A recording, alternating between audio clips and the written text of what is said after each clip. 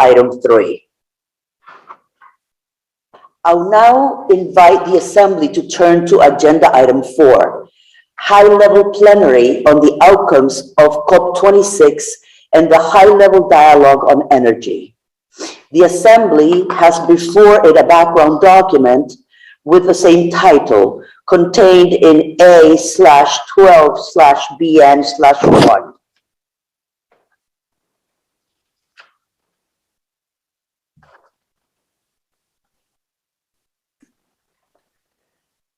Excellencies, distinguished participants, the impact of climate change is being felt in countries and regions around the world, finding different ways to interfere with our daily lives. In doing so, it has increased our awareness and clearly showed us that taking decisive and immediate action in the face of this threat cannot wait anymore. The long-awaited COP26 in Glasgow, convened by the UNFCCC, has confirmed that nations in all regions share the same sense of urgency for the pressing need of climate action, as manifested in the nationally determined contributions, which after 5 years have been revised and for the most part reflect a great ambition that seeks to tackle climate change.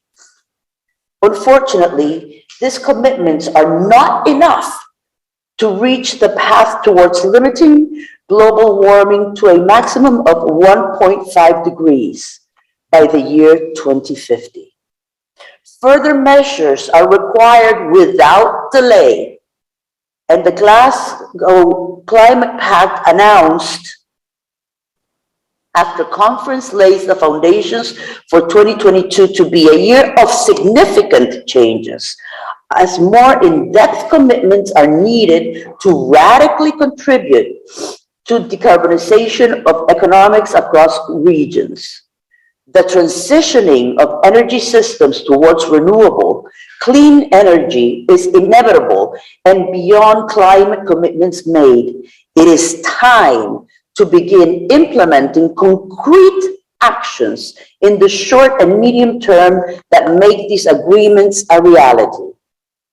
Financing the development of climate actions, projects, energy efficiency agendas, and the promotion of programs will be vital to achieve a transition that has a lesser impact on environment and directly contributes to the fulfillment of the Sustainable Development Goals. This will also contribute in achieving a just and equitable transition if we expect to deliver positive results during the next 5 years.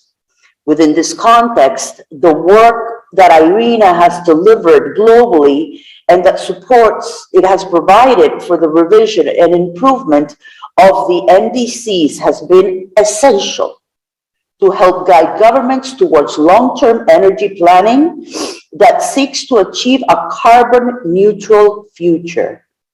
El Salvador has benefited from the agency's support and will continue in a more close collaboration so that the international commitments made can and will be achieved. Under this agenda item, the Assembly will take stock of the energy-related outcomes of COP26 and the high-level dialogue on energy and identify concrete actions that can accelerate the energy transitions. Just as the year 2015 presented a turning point in global history through the adoption of the 2030 Agenda for Sustainable Development and the Paris Agreement on Climate Change, in 2021, the global community, and especially we as energy leaders, witnessed and took part in important milestones in global efforts on the energy transition, namely COP26 and the high-level dialogue on energy. The outcomes of these meetings, while encouraging, also underlined that we must do more to meet our shared goal of the 1.5-degree pathway under the Paris Agreement. Additionally, the 157 energy compacts stemming from the high-level dialogue on energy highlights our shared understanding of the strong commitment required to carry us in this new energy era. Today, as we gather to deliberate on these outcomes, we find ourselves at the perfect platform in an opportune time under a theme that underlines what needs to be done in our energy transition endeavors. We must quickly and urgently shift from commitment to action, which is the theme of this 12th session of the Assembly. I look forward to discussing at this high-level meeting, which I am certain will be insightful and compelling. I would now like to invite the Director General for his introductory remarks. You have the floor, Director General. Thank you, Madam President. Excellencies, ladies and gentlemen. It's my pleasure to share a few thoughts on this important topic with you. Last year was very significant for energy. The global focus that the energy transition received was welcome and needed in equal measure. Significant commitments were made in energy compacts, and COP26 brought about a range of partnership and strategy for concerted action. And two important developments occurred. First, net zero commitments emerged in all corners of the world, changing the narrative around climate change. And second, renewable energy firmly occupy a center stage in the solution agenda. None of this happened by accident. Decades of work by governments, organizations, activists, and citizens are behind these developments. The 10 years of ARENA's existence is also a chronicle of this path. When we were established, less than 100 countries considered renewables part of their energy strategy. Today, every net zero commitment includes renewable energy, not only as a mitigation and resilience tool, but also a means for economic development and social inclusion. ARENA extensively supported the global efforts in 2021. For example, we co-lead the energy transition team at the UN dialogue with our colleagues from UNEP and UNESCO, and use our knowledge to help shape the roadmap coming out of this meeting. We also participate in over 10 compacts and will be working with many of you to realize them. Similarly, we work closely with the UK as presidency of COP26 and Italy as vice president on their energy priorities, such as the Energy Transition Council. And we continue to work on the energy track of the NFCCC climate action. Importantly, we worked with many countries on their NDCs, in close cooperation with the NDC Partnership and the UNDP Climate Promise. Much has been done, but we still have a lot more work to do. Even if every commitment made at the high-level dialogue and COP is fulfilled, we are falling short of what is needed to achieve SDG 7 and the Paris Agreement goals. Progress remains uneven. Renewable technologies are yet to power countries worldwide and make inroads into the end-use sectors, such as direct heat, building, and transport. And the needed investment for projects, infrastructure, and policy is still lacking. The science is clear on what lies ahead, and policy commitment and technology developments are starting to move markets and investments. The question now is how to accelerate the transition to meet multiple objectives in a just, inclusive, and systematic manner. Simply say, we need more to move from commitment to action again. And ARENA is ready to work with all of you who wish to contribute to this agenda. I look forward to our discussion on the next steps to realize the commitment of 2021. Back to you, Alessandra. Thank you. Thank you, Francesco. Thank you very much for your remarks. It is now with great pleasure that I invite the United Nations Deputy Secretary General, Her Excellency, Ms. Amina Mohammed, for her message. Excellencies, distinguished delegates, I'm really pleased to address the 12th Assembly of the International Renewable Energy Agency. I thank the United Arab Emirates for hosting this timely meeting on the energy transition as we work to move from commitment to action. As we enter 2022, we are yet again faced with a multitude of challenges. Another wave of COVID-19 is ravaging people and nations, in large part due to vaccine inequity. The climate crisis is worsening as the world heats up, and we are facing a sustainable energy crisis that must be solved with people at the center. And yet, there is reason for hope. As we leave 2021 behind, we can look back at 2 international meetings that have seen the global community step up with ambitious commitments and pledges to deliver on our common goals, the Sustainable Development Goals, and the Paris Agreement on climate change. The SDGs are built on the principle of leaving no one behind, and the outcomes from the high-level dialogue on energy in September last year and COP26 in Glasgow have reiterated this imperative. The high-level dialogue on energy in September last year delivered more than 200 energy compacts from national and local governments, businesses, philanthropy, financial institutions, civil society, and youth organizations from every region, reflecting actions and finance commitments throughout 2030. The Global Energy Roadmap, presented as an outcome of the high-level dialogue on energy by the Secretary General, provided essential milestones for the global energy transition and for climate action to translate these commitments into action. First, we need decisive progress to close the energy access gap by 2030. We must ensure access to clean, renewable energy for the 760 million people who currently live without electricity and for the 2.6 billion who still rely on harmful fuels for cooking. Second, rapidly transitioning to decarbonized energy systems means that OECD nations must lead on phasing out coal by 2030, and the rest of the world must follow by 2040. Third, global investment in renewable energy and energy efficiency should be tripled by 2030. Shifting fossil fuel subsidies to renewables, putting a carbon price out there and ensuring that the poor do not suffer in the process will be crucial as part of a just and inclusive transition to a net zero future. Further, COP26 recognized the importance of the energy transition and phasing down unabated coal, making the need for an accelerated, just and inclusive energy transition even more central to the global climate agenda.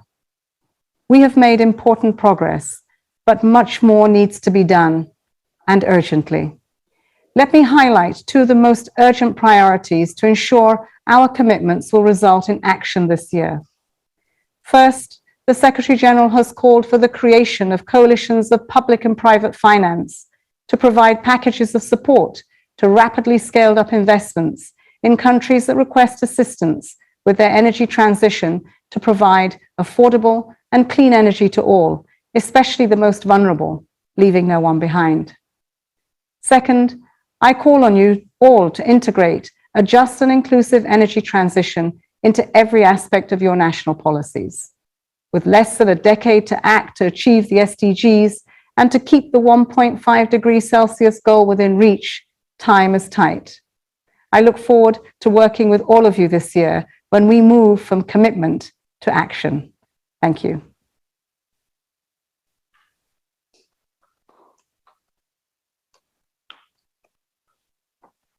Thank you, United Nations Deputy Secretary General, for your remarks. As you very well put it, progress has been made, but much more needs to be done urgently, and we cannot leave anyone behind. It is now with great pleasure that I invite His Excellency, Mr. Gregory Hans, Minister of Energy, Clean Growth and Climate Change of the United Kingdom, to deliver his remarks.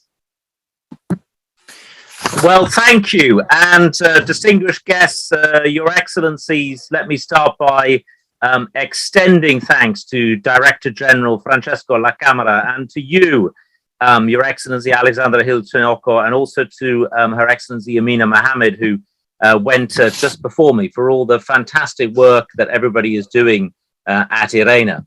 None of what we achieved at COP26 in Glasgow 2 months ago would have been possible without IRENA's considerable contribution to the renewables agenda. Solar and wind are now the cheapest source of new electricity generation in most markets, and costs continue to fall. So IRENA has got a lot to be proud of. Amidst what is, let's face it, a fractured global politics, almost 200 countries came together to form the Glasgow Climate Pact in the United Kingdom at COP26. And they did so because they understand the scale of the threat that we face. The pact is at the top end of what we had hoped to achieve as the hosts. It includes the ratchet and commitments on coal that have already been mentioned, and on fossil fuel subsidies as well. Incredibly important progress there as well. Major announcements were made in critical areas, for example, on deforestation and on power generation as well. Yet it is a fragile win. 1.5 degrees lives, 1.5 is alive, but we cannot be complacent, as previous speakers have said. It will only survive if we deliver on our promises, not only deliver on those, but increase our ambition as well.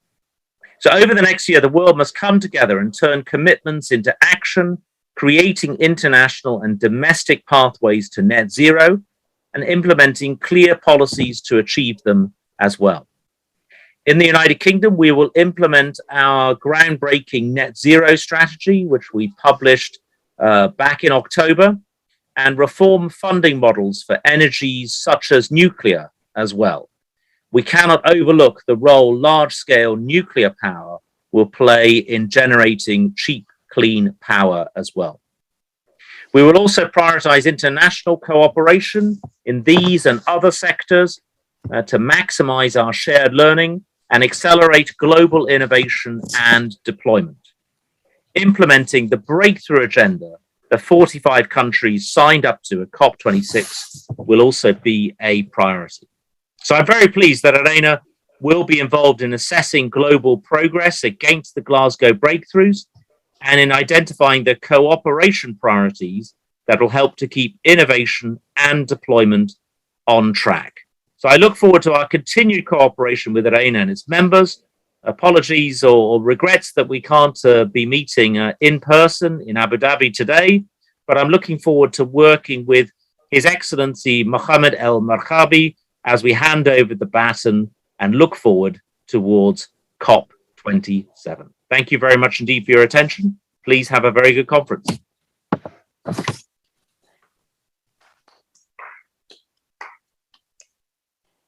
Thank you very much, Minister Hans, for your message. Your statement that we will only survive if we deliver on our promises is deep, but very true. As I mentioned earlier, during this session, we will hear insights from a high-level panel of speakers on the subject matter. The discussion will be moderated by Ms. Becky Anderson, Managing Editor of CNN Abu Dhabi and Anchor. After this discussion, I will present some conclusions. So let me now hand over to Ms. Anderson. Ms. Anderson, you have the floor. Thank you very much indeed. And it's an absolute pleasure to join you all today. As we've heard from so many of these speakers who came before me and my high-level panel, 2021 was an important year in the global efforts on energy transition. The message, and we've heard it time and time again today, is clear. We need to act, and we need to act Now we need to transform the global energy landscape. Well, today we want to consider the immediate steps that can be taken to move from these commitments that emerged in 2021 towards practical and concrete progress in 2022 and beyond. We know what is needed. Well, joining us for this discussion are Mr. Frans Timmermans. He is the Executive Vice President of the European Green Deal at the European Commission. Miss Amani Abu Zaid is the Commissioner for Infrastructure and Energy at the African Union Commission. Mr. Molwyn Joseph is Minister of Health, Wellness and the Environment at Antigua and Barbuda. Ahmed Moina is Senior Undersecretary of the Ministry of Electricity and Renewable Energy in Egypt. And Mr. Achim Steiner is the Administrator of the United Nations Development Programme. I'm also absolutely delighted to say today that we are joined by the IRENA Director General, Mr. Francesco La Camera, and Mr. Thomas Anker Christensen, the Danish Climate Ambassador. Right, that's the group who will be taking part in this discussion today. Excuse me.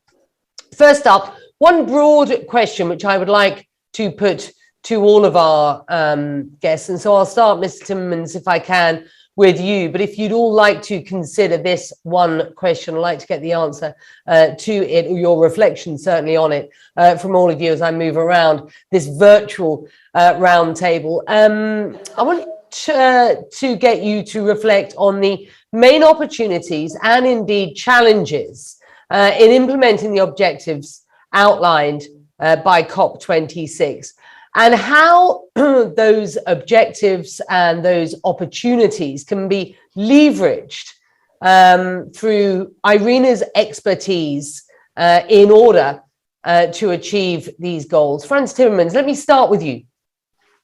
Thank you very much for your question, Becky. And let me be very straightforward in my answer. Major emitters need to do better in mitigation. That's where it starts. They need to make sure they comply with our global goal of the 1.5 degrees, and they need to update their national determined contributions to make it happen. And major emitters are mostly members of the group of G20. They're responsible for 80% of emissions globally. They should do that job and take the lead on that. We're giving the example in the European Union. We will be reducing our emissions with at least 55% by 2030 as compared to 1990, and we will reach climate neutrality by 2050. But it takes really clear, elaborated plans to get you there. And one of the major issues, and that's why IRENA is so important, is speeding up the energy transition. What are the challenges? The challenges are to have the investments ready, to get the planning process done, to get all the permits done. And then, especially renewable energy is becoming so cheap. Solar energy is going to be the cheapest form of energy humanity has ever known. And we should be massively investing in solar and wind. I heard the British minister say that nuclear is also important. It's important for our baseline, but I wonder whether it's true, whether it's cheap. I'm not so sure about that. And so it's certainly if you compare it to renewables, and I think that is where we need to. But, it's also a harsh truth that the consequences of this climate crisis are felt most by countries who have no responsibility for the problem as it has come about. So countries that have relatively or low emissions or no emissions suffer terribly in this climate crisis. They suffer the consequences more than anybody else. Think of small island states, think of many countries in the developing world. So if we really want this to succeed, we have to be more serious about adaptation. That is, how do we adapt to the climate crisis that's already there, about loss and damage, and about climate finance. And I think that's how you can get together. And this is how we, in my view, need to prepare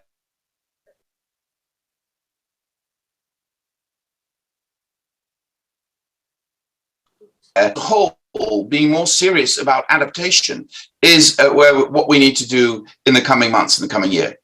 Fascinating. Thank you very much indeed for your comments. An awful lot of sense being made there. So let me move on to Ms. Amani Abu Zaid, who is the Commissioner for Infrastructure and Energy at the African Union Commission. I want you to pick up on where Frans Timmermans left off, if you will. How does the world take advantage of the opportunities that were created by in 2021 and around COP26?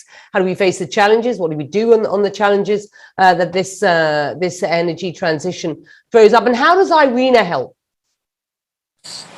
First, thank you very much, Becky, and allow me to congratulate the newly elected president and the members of the Bureau, and again, thank Irena for this very important forum that is this year, I think is having a particular importance, given, the commitments made in 26 and the absolute need to take them forward in terms of actions in 27, especially that the COP27 is going to be an African COP27.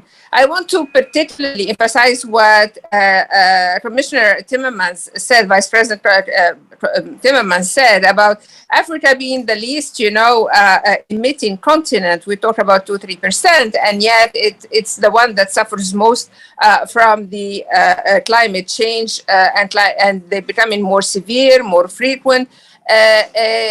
Our view of the climate agenda and of energy is not just a technical matter, it's a developmental matter. I mean, we're talking about sustainable development for Africa, about growth. Remember, we are the continent also that is the fastest growing in terms of population, and it's the fastest urbanizing as well. So add to that hardship that we have all been going through over the last 2 years of the because of COVID. You can imagine the amount of how big the challenges are. Let me just remind everybody that 600 million Africans do not have access to electricity. Forget about electricity for industrialization, for services. 600 million people do not have access to electricity, and 900 million Africans do not have access to clean cooking.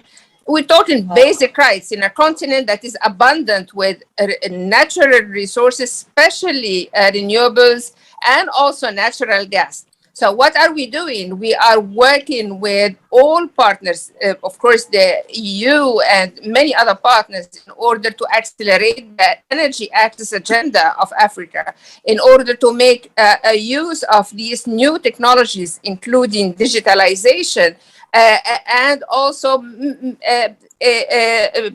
making use of the fact that renewable energy the price became much more affordable and competitive, together with the natural gas that is, as I said, abundant in Africa. We want Africa to leapfrog and to have energy really its place in the developmental agenda of Africa. IRENA, we work closely with IRENA, and I congratulate them for the report that was launched yesterday, focusing on Africa.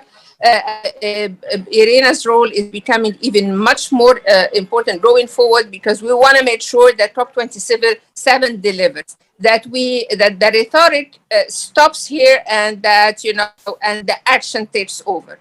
That is what is required. So my hope is that starting now, we have really no time to waste.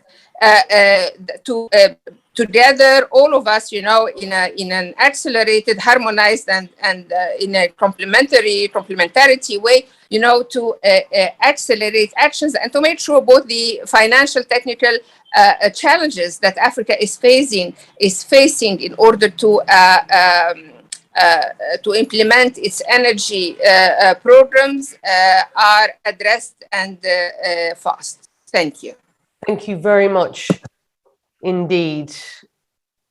Malwyn Joseph, through the prism of your role as Minister of Health, Wellness and the Environment for Antigua and Barbuda. A stock take, if you will, 2021, COP26, as we move into 2022 and beyond. Where are we at? And how does IRENA leverage the opportunities going forward?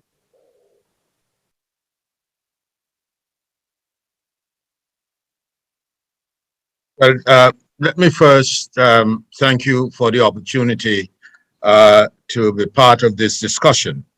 The first two speakers obviously have established what small island developing states have been claiming for quite some time, and that is the need for climate justice. We must never forget that. We are the least polluters. Many of us pollute virtually nothing in the atmosphere. And so the case has to be made that small island developing states and LDCs must be placed on the top of the agenda. Let us get that first of all. But IRENA has been an important institution to support small island states and LDCs. And we look forward to that continued support, and we anticipate that the support would even be more robust. We were pleased coming out of Glasgow that there was recognition that there has to be special treatment for these vulnerable countries. And what are some of these risks? One is the high cost of needed technology for small island developing states to implement mitigation and adaptation actions. I believe that IRENA is perfectly poised to assist small island developing states and the most vulnerable. We need increased number of stranded assets, and we will have many increased number of stranded assets and obsolete technology that are deemed high emission technologies. IRENA can assist us in overcoming these difficulties. Small island developing states during this transition might also anticipate dumping of old and soon to be obsolete technologies by larger countries. And we would wish to send a clear signal that this should not be part of the experience of small island developing states. This is a reality that must be confronted, and it can be confronted by leveraging the effective role that IRENA can play in this transition. We also can anticipate capital flight in key investment areas of small island developing states. And most of us rely on tourism. Most of us have a single economy, and that is tourism. And in the area of tourism, we have the reality of transportation. Now, look what has happened in small island developing states. As a result of COVID-19, we have seen tremendous interruption in our main industry, tourism. Transportation, cancellation of flights to our destination, all these have served to compound the realities of small island developing states. We also have the issue of debt that we have to deal with. And in recent times with fighting COVID, we have expanded the debt obligations to these small island developing states and LDCs. So your question is an appropriate question, is very timely. The fact is that we must see great support or greater support to IRENA. IRENA must now come up with a robust program to help with the transition of the small island developing states into renewable energy. And I'm hoping that the message will continue. Finally, let me say this. While we transition, there is the potential for further disasters that will be experienced by small island developing states. It means, therefore, in the context of discussing the future of small island developing states, we cannot overlook the gains we have made in loss and damage. And I know the European Union is supportive of that initiative and that inclusion in the declaration. And so we must look at a complete package of response for small island developing states and let the concept and principle of global justice take root in our discussions and the reality of the outcome of this kind of dialogue. I thank you. Mo and Joseph, thank you very much indeed for your comments. Let's move on. It's a big year for Egypt this year. Of course, it is COP27. I'm delighted that we've got Ahmed Mohina, who is the Senior Undersecretary at the Ministry of Electricity and Renewable Energy from Egypt with us today. The same question to you, sir.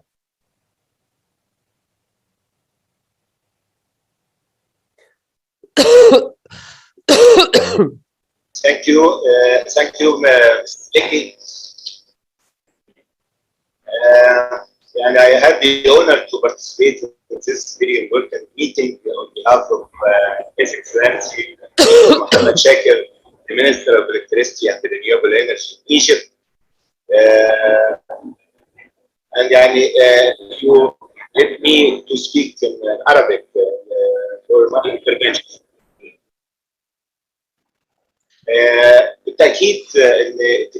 Undoubtedly, the Paris Agreement and the discussion that took place in the 26 COP to tackle this phenomena of climate change that threatens our planet. Undoubtedly, since the Paris Agreement up till today, there have been negotiations amongst different countries,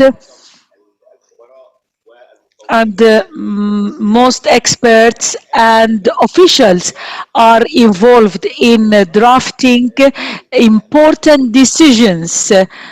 These decisions are of utmost importance. Undoubtedly,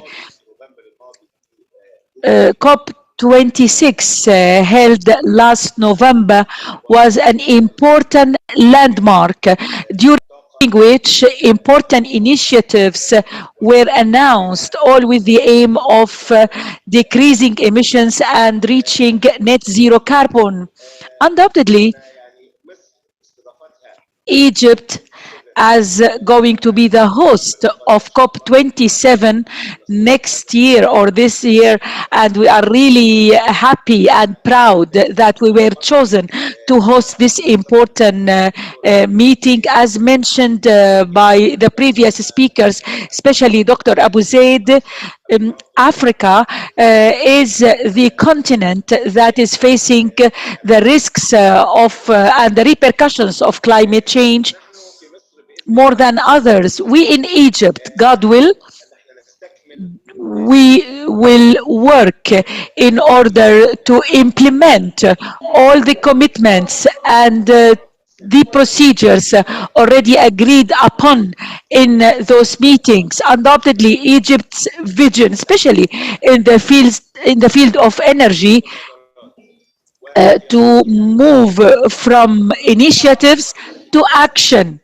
The implementation phase, especially when we have this implementation phase that is very much in line with what is announced by the United Nations in the high-level dialogue conducted last September, in which there was an agreement on a number of declarations and commitments in order to develop a roadmap in order to implement all the commitments already agreed upon amongst the different international partners, especially those related to improving access to electricity, in the developing countries, and also to have higher level of ambition in the objectives we would like to achieve, especially those related to energy efficiency. All this will contribute to decreasing emissions, and we do hope that the COP27 in Egypt will be another landmark in this energy transformation.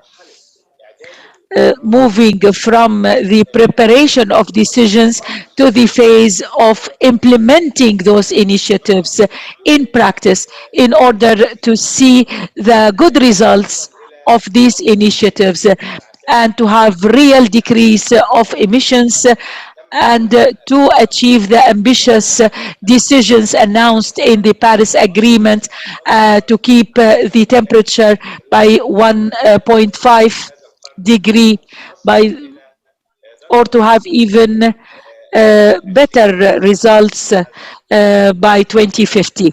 Undoubtedly, ladies and gentlemen, the challenges are big. However, working together collectively and joining efforts of all countries will undoubtedly lead to achieving our objectives. Thank you. Pleasure having you with us, Your Excellency. An important year for Egypt, an important couple of years for this region, with the UAE, of course, hosting COP28 in 2023. An important couple of years then, with some significant responsibility for this region as all eyes turn towards the region as we look for and continue to look for more than just commitments at this stage, but realistic progress in ensuring this energy transition is successful. Achim Steiner is with us. He is the administrator of the United Nations Development Programme. Your sense, sir, as you consider the successes of 2021 and how you see the strategy for 2022 and the expertise that we might leverage from Irina, sir. Thank you, Becky, and my warm greetings also to the president of the 12th session and to my dear friend and colleague, also Director General Francesco La Camera, and Excellencies, colleagues. I think starting with your second part of the question, Irina has become, for all of us, for countries, for I think the energy sector, but also for international organizations, civil society, an expression of a 21st century view of energy. And I think this is its greatest strength, both in terms of being able to capture the possibilities, which Irina has done repeatedly over the years in trying to understand both the trends, but also helping countries then to look at what is an energy market that can correct for the distortions of a 20th century fossil fuel paradigm that is so embedded in our economic policies, in our fiscal systems, in our subsidy systems. And secondly, to also help countries to identify how to begin to build on a spectrum of renewable energy possibilities. Today, we meet in the year 2022, and I congratulate Francesco and all who made this possible, that the Assembly is actually meeting in a world, as we have already heard, where renewables are neither technologically anymore a challenge. In terms of most markets in the world, they have become the cheapest option. So Irina's ability to help countries and the international community and really the world of energy to move forward is essential. And this is really the partnership that I'm so proud of that we have developed with the United Nations. You have seen this morning the Secretary General, the Deputy Secretary General, many other colleagues from within the UN family will be joining at different sessions. We are joined at the hip. And in particular for me, who leads the development program of the United Nations, let me also pick up on the other theme, because you said, what is the opportunity? The opportunity, in fact, is unprecedented in terms of action, Becky.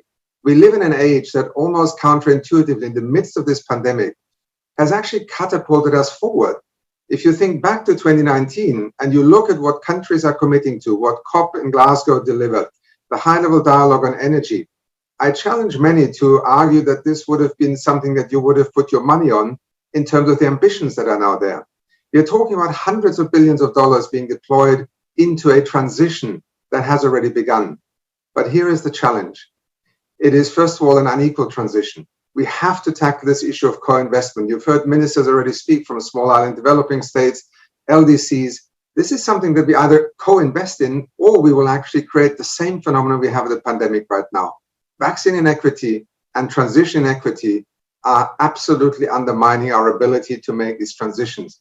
For UNDP, we have pivoted the organization since 3 years to actually take climate change to the center of national development. This is why we committed with the Climate Promise and working with IRENA also to assist over 100 countries with their NDCs. We are now working with integrated national financing frameworks and also policy reforms, because the recovery from the pandemic could be the greatest accelerator in terms of a transition to renewable energy. But national policies have to be reviewed. Fossil fuel subsidies continue to distort and waste extraordinary amounts of national tax revenue. And we also need to look at how we can create the investment environment, because governments alone are unable to finance this, clearly. It's even true in industrialized countries. So much of what UNDP is about today is precisely implementation. It is, for me, the great opportunity right now to lead this organization, because UNDP is an action organization. It works in 170 countries. And when we work hand in hand with IRENA and are able to help countries to explore the possibilities, to start to bring actors together who can co-invest in this and then help with policy reforms and then the design and development and implementation of projects, we will see, I think, in the next few years, extraordinary things happen. The greatest risk to all of this, however, is inequality and lethargy, particularly in the wealthier part of the world, which is missing an extraordinary opportunity right now to mobilize the kind of investments that countries are ready to deploy because they themselves are already trying to invest.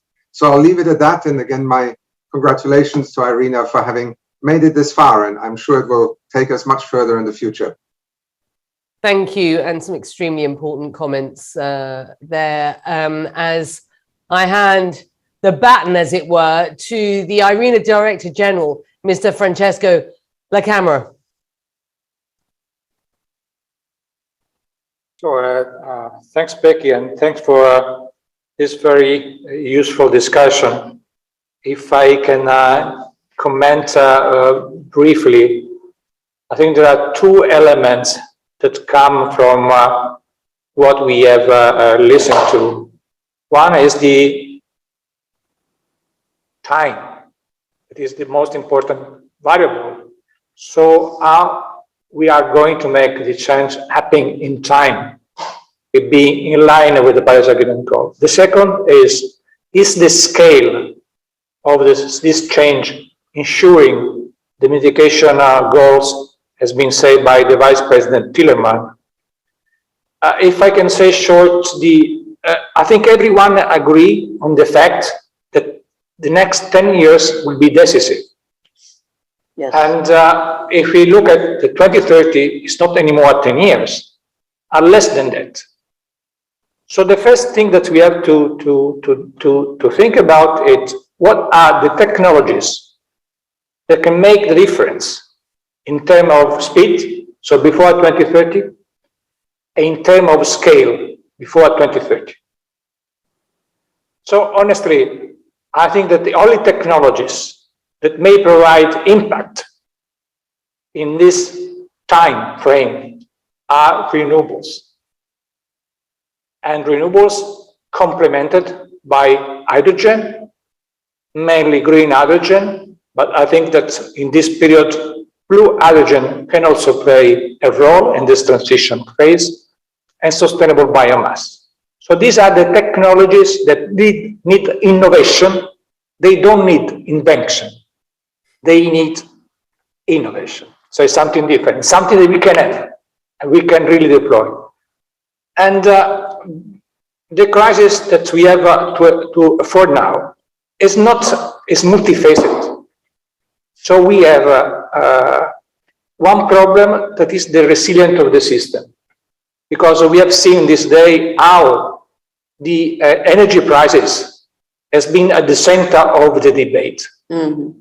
So first, the system that is still based on fossil fuel is a system that is not resilient. Second, the system that we have now is not compatible with the Paris Agreement goals. Third, the system that we have is not fair, where inequality is largely there. So we need an answer that can give us energy system in the future that is more resilient, that is cleaner, and in line with the Paris Agreement goals, that ensure more equity or at least less injustice in the world. And the answer, again, is a system based on renewables and complemented by hydrogen and sustainable biomass. This is my take from the discussion that we are having today. And thanks again for accepting to moderate this debate. No, it's fascinating. Thank you very much indeed. Look, I now want to go back around the virtual table, as it were. Thank you all for your initial reflections on 2021 and your thoughts on how to leverage Irina's expertise for success going forward. I've got some individual questions now, and we'll take about 15 minutes, I hope, to just get round the table with some specific thoughts for the region that you are from. Frans Timmermans, let me start with you. We have seen an energy supply crisis dominate the agenda for Europe, for European capitals.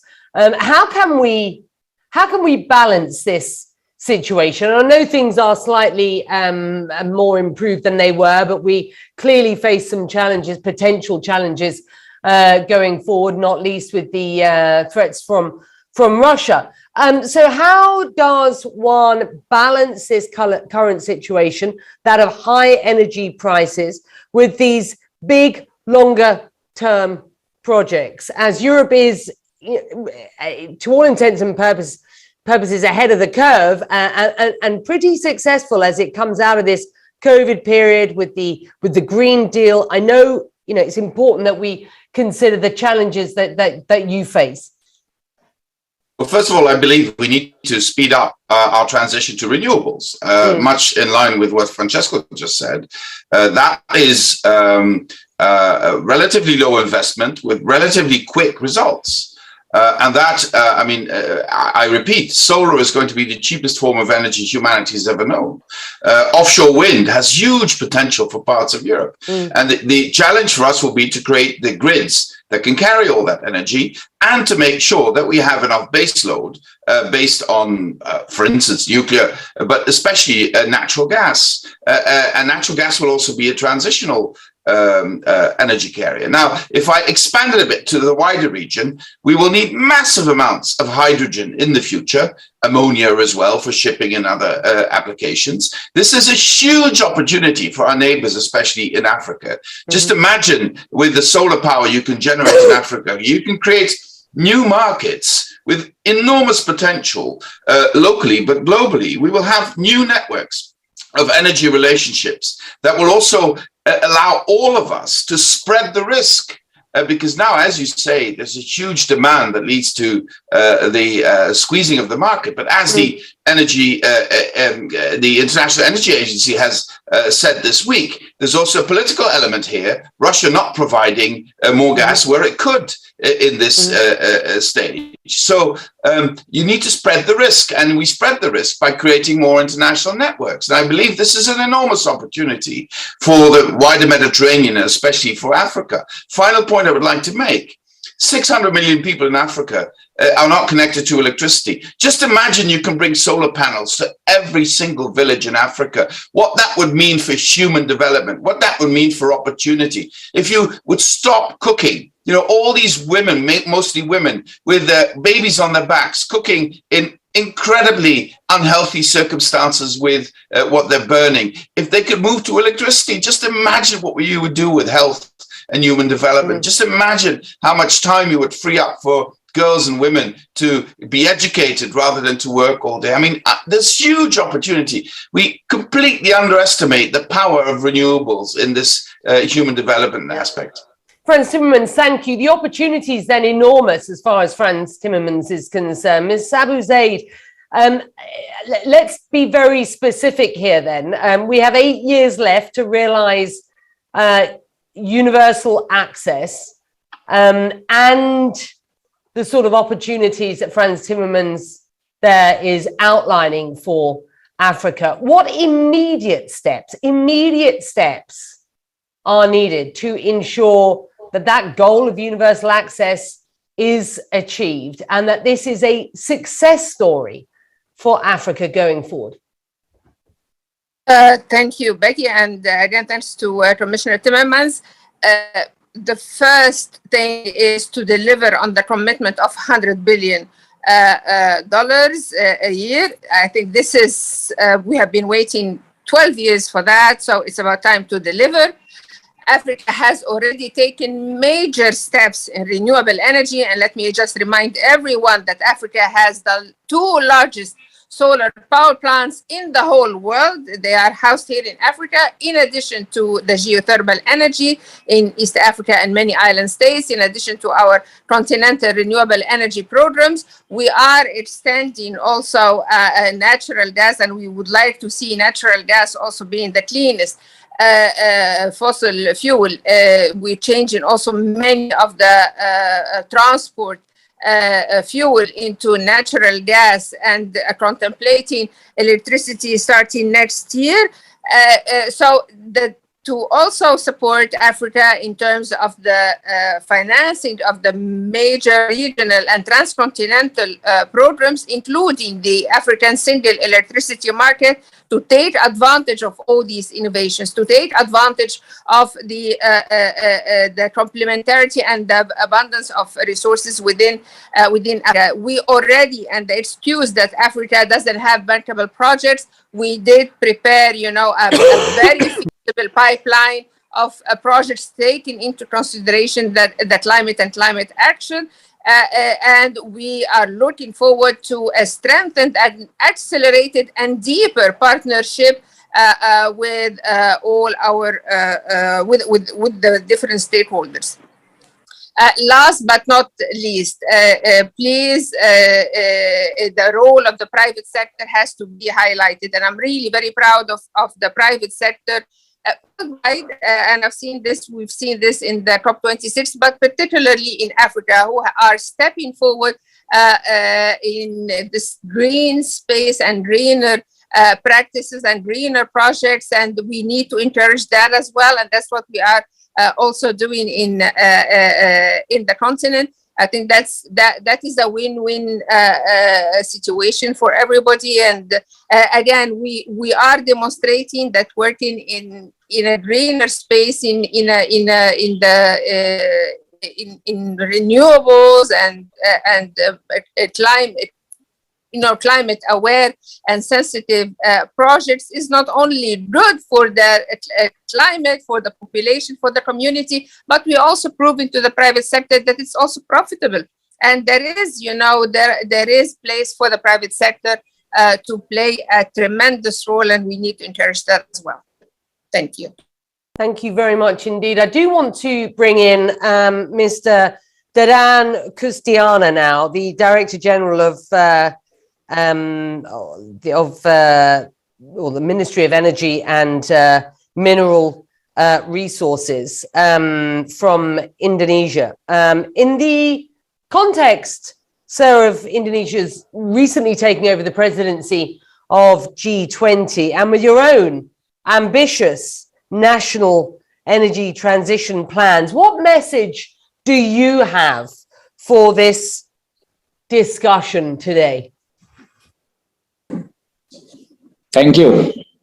So thank you for the opportunity for us, as we are also now is hosting for G20, and actually for Indonesia is currently producing coal. In terms of the use, it's not only for the export, but actually we are using quite in large amount in the country. So this is actually our challenge for us. We put already in our roadmap that we are going to reduce the use of fossil, in particular for coal. So, but at this moment, I think as we are also providing the roadmap as being supported also by others, in particular by IRENA, IEA. So I think this is time for us also with the support of others that we have, of course, the commitment. But again, I think by this time of condition that we need the support, in particular for financing, in particular for technology. we are the country with the reach, in particular for the solar, for example. But at this moment, since we are also the country with so many islands, so I think the technology also, this is very much important for us and also for others. So I would like to also to invite all how to enhance, to improve the cooperation in both, in particular for the financing and also for the technology. Thank you, Ms. Becky. Thank you very much indeed, Minister. And I know that that will make an awful lot of sense to those around the table, not least Minister Joseph, who we heard from earlier. Minister, you've said that the energy transition has to protect the vulnerable and prepare a new workforce for a net zero future. What does that mean, sir, in practical terms? In practical terms, that means when you go through a transition, you're likely to displace certain job categories, people working in certain sectors. It means, therefore, transition should be looked at in the context of impact on ordinary people, especially the impact on the fight against poverty. It cannot be overlooked. Now, in terms of the resources that I believe that can be developed to help with mitigation and transition of SIDS and LDCs, we need to aggressively continue to fight for the elimination of subsidies. I recall that in the discussion in Glasgow, it was declared that several developed countries are providing subsidies in $1 trillion. Suppose we were to redirect some of those subsidies to the small island developing states through grants, keeping in mind that the LDC small island developing states have to fight not only climate change and the fallout of climate change, but the inequity in fighting COVID.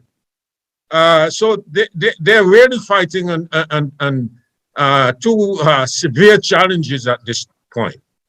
And so the issue of grants, and the grants should be looked at in the context that the small island developing states and LDCs in Africa, they provide the least negative impact on the world's atmosphere. So why should they continue to be in a posture where they have to go borrow in order to recover from these disasters? That seems to be quite not only inequitable, but immoral. And so there has to be a clear message sent to the developing countries that have yet to present ambitious NDCs. And look at what small island developing states such as Antigua. Antigua is saying by 2030, we would have achieved the 86% transition in renewable energy. We're saying by 2030, all cars imported in Antigua and Barbuda would be propelled by electricity. What more can we do in the context? And so the trillions of dollars that is subsidizing fossil fuel should be redirected in the area of grants for mitigation and adaptation. And if we have successful programs of mitigation and adaptation, the issue of loss and damage might very well be moot. So here it is, an opportunity for us to get it right once and for all. The developing countries must step up and demonstrate a seriousness to their commitment, and we must build upon the initiatives and the improvements resulting from the Glasgow conference. Thank you, sir. Mr. Steiner, how can forums like these help to overcome the challenges that we have just heard delineated with such aplomb, in such an erudite fashion by Minister Joseph and the others around the table?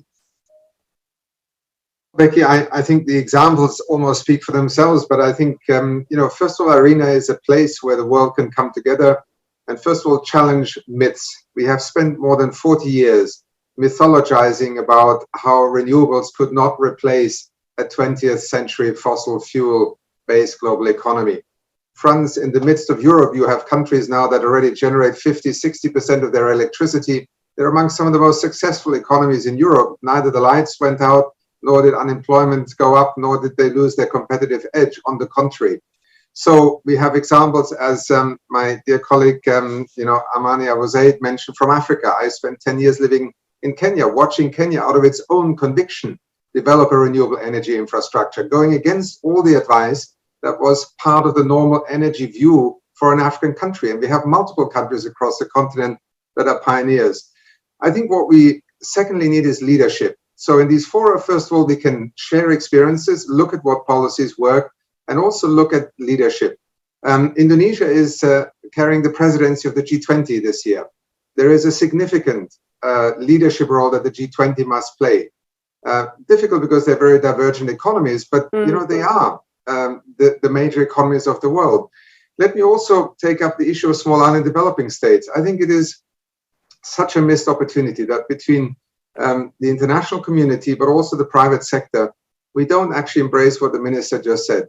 These are economies that can be transformed into renewable energy economies literally overnight. Look at mobility. I mean, islands really do not present a challenge in terms of the reach of EVs nowadays. On the contrary, we need to create the financial means by which these economies can already become 100% renewable energy economies, not just with electricity, but also with mobility. And, we also forget fossil fuels sometimes lead to the energy tariffs in a small island state in the Caribbean being 400% that of what an average American pays, because that's the true economies of scale of fossil fuels. So leadership is needed. And I think we, above all, need to tackle this issue of finance. It's not philanthropy, it's co-investment, but it needs also maybe, Tesla could perhaps be, instead of paying more taxes in the United States one day, why not put a foundation in place that could help already, 30 small island developing states to literally in the next 5 years switch over to an infrastructure where electric mobility becomes not a dream, but actually the most viable option. Plenty of opportunities for leadership. Unfortunately, still too many people using excuses. This is what we have lived with for too long. It has held us back, and it has created a world in which we now literally have less than 10 years to break that curve. And that is extremely dangerous. Yeah, and you make a very good point, leadership both in the private and the public sectors, of course. Well, Mr. Mahina, of course, Egypt will take on the leadership of the COP27 in hosting that meeting this year in Egypt. You have an ambitious national strategy for energy transformation. I just wonder if you can explain briefly, what are some of the main immediate challenges that you are facing, and how will COP27 help you to achieve some of your plans?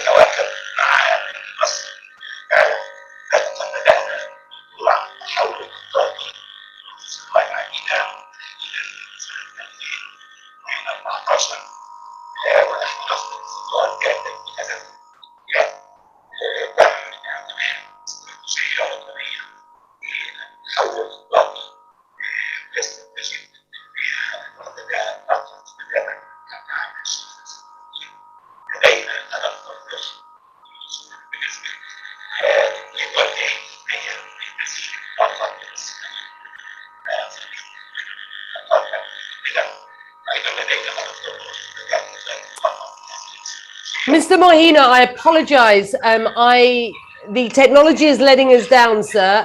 I can't hear you, and I'm pretty sure we are struggling around the virtual table to hear you. Let's see if we can sort your technology out. We have about 4 or 5 minutes left. So before I bring in Francesco, again, I do want to bring in Ambassador Christensen. What do you see as key actions to promote climate mitigation adaptation in the short and long term? You've listened to this discussion as well. It's been a healthy and extremely robust discussion. What are your thoughts, sir? Thank you, Becky, and thank you for bringing me in. Denmark and Glasgow with Grenada was facilitating the discussions on mitigation and in a way helping the UK to put together the what many speakers have referred to, the ratcheting mechanism that will then take the Egyptian COP and the Emirati COP next year. But it's worth just maybe highlighting that this consists in a strengthening of what was agreed in Paris, in the sense that now we have to, all countries have to communicate new nationally determined contributions, those who haven't done so yet, and others have to review and revisit their submissions to strengthen their 2030 targets, and likewise for their long-term strategies. And this might sound very bureaucratic, but we saw in the run-up to Glasgow how that coming together in Glasgow was forcing the hand of most countries to ramp up their ambition, both in the short term and in the long term.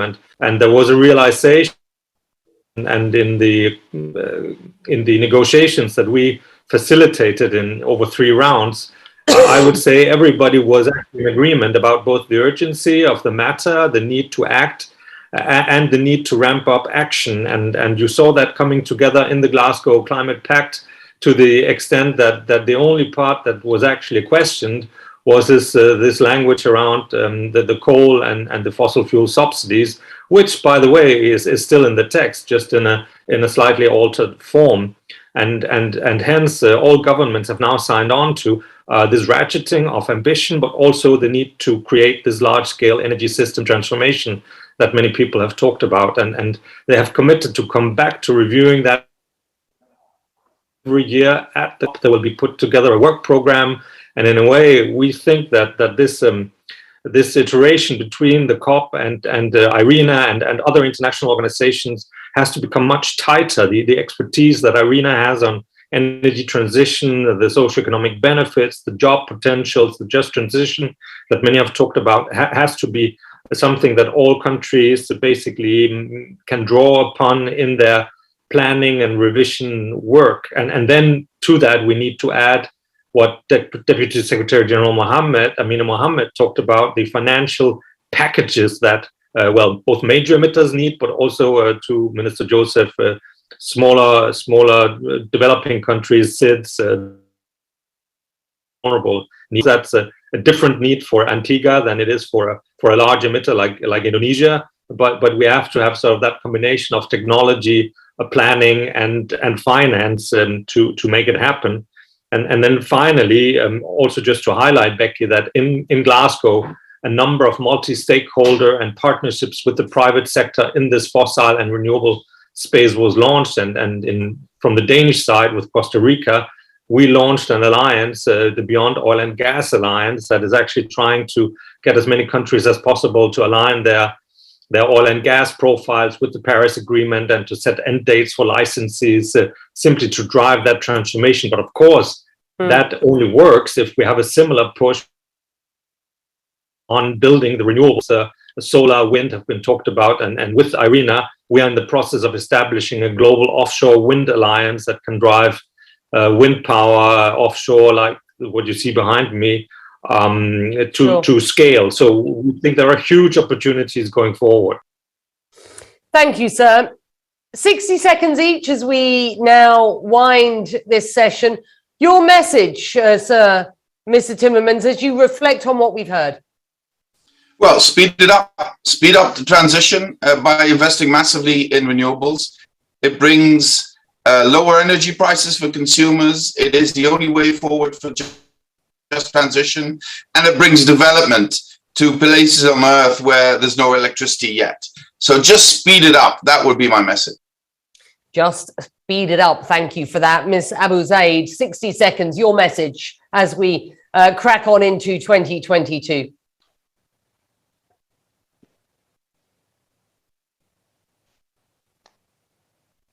Not sure that we still have Ms. Abu Zaid. Minister Joseph.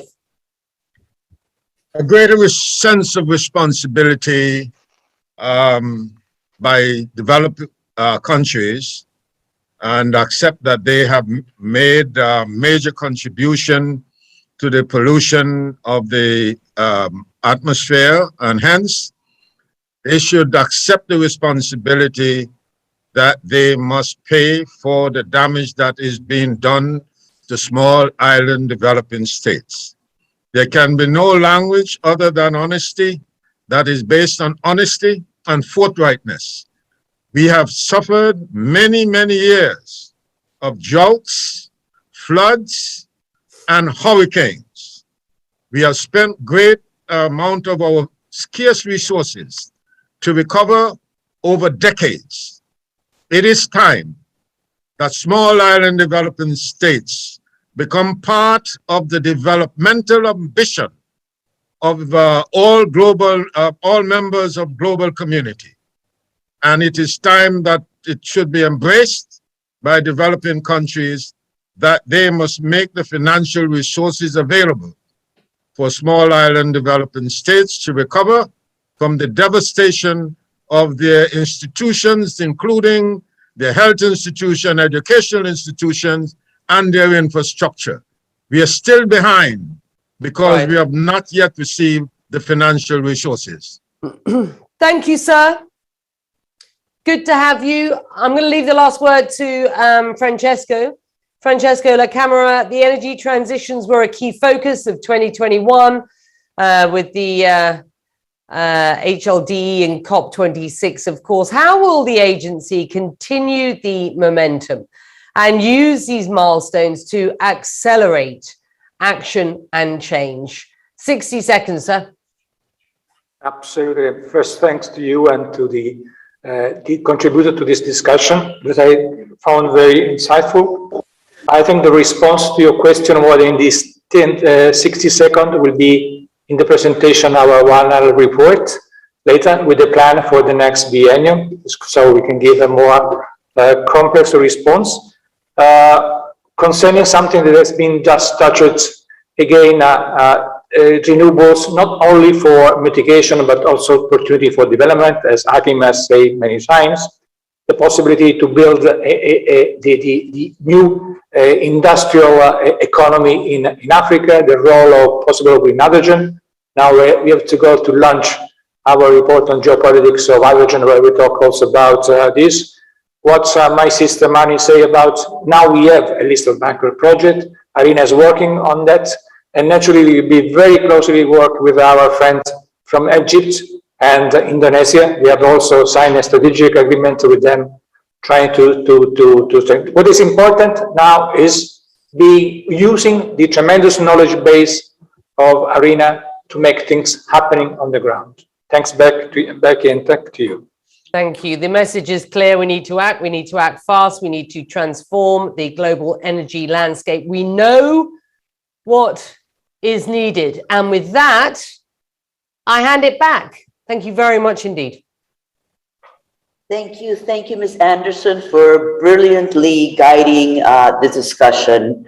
I also want to thank the speakers and the panelists for a very focused and comprehensive set of ideas, diversity of approaches and inputs. But the message is clear here. I mean, we know what we need to do, but there's urgency for action. And this is our motto, urgency for action. Our future is now.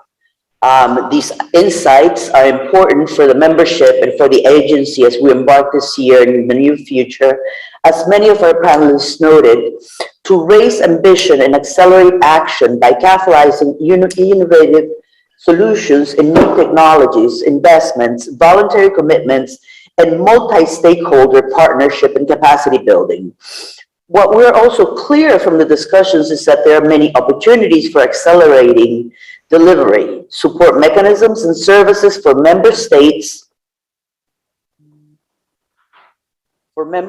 on energy-related issues at all levels to foster energy transitions and the implementation of energy-related goals. Of utmost importance is the need for strengthening political commitment to the achievement of these goals and in promoting green recovery from COVID-19 pandemic through sustainable, decarbonized energy solutions. Finally, I reiterate time and time again the call to urgently move from commitment to action. This concludes our consideration of agenda item 4.